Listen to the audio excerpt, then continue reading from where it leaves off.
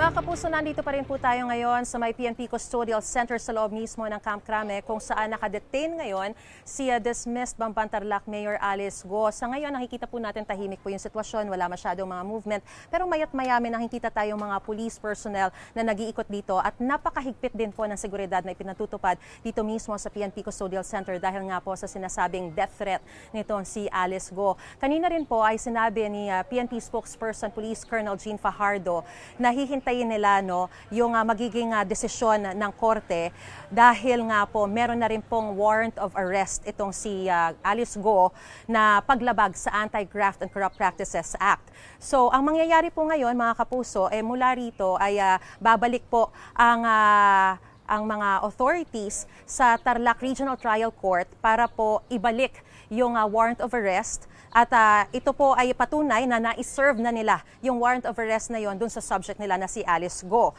So ngayon hihintayin kung ano ang magiging court order kung saan ililipat o transfer itong si Alice Go. Kung siya ba ay ililipat sa ibang pasilidad o mananatili dito sa PNP Custodial Center. Dahil po bailable yung kanyang charges na paglabag sa Anti-Graft and Corrupt Practices Act, ay posible pong pagbigyan ito ng korte at kung siya ay nakapagpiyansa o makapagpiyansa, tsaka naman po isa-serve ng Senate Sergeant at Arms yung kanilang warrant of arrest para naman sa contempt charges niya sa Senado at doon posibleng kung kahit makapagpiyansa siya ay posible namang ilipat ang kustudiya niya sa Senado. So mga kapuso, kanina rin po ay nakausap natin si DILG Secretary Benhur Abalos at humingi nga raw ng tulong sa DILG at sa PNP si Alice Go dahil sa mga natatanggap niya umanong mga death threats. Pinangakuan naman daw siya ni Abalos at PNP Chief Romel Marbil na poprotektahan siya. Dapat daw ay sabihin ni Go kung sino ang mga nagbabanta sa kanyang buhay. Kaugnay naman po sa pagpapabalik sa Pilipinas kay Go, sabi ni Abalos,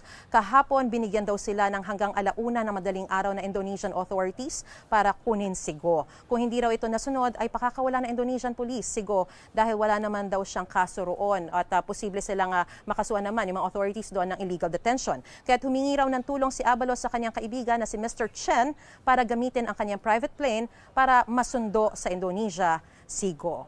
Mga kapuso, para una ka sa mga balita, mag-subscribe sa GMA Integrated News sa YouTube. Sa mga kapuso abroad, subaybayan niyo po kami sa GMA Pinoy TV at sa www.gmanews.tv.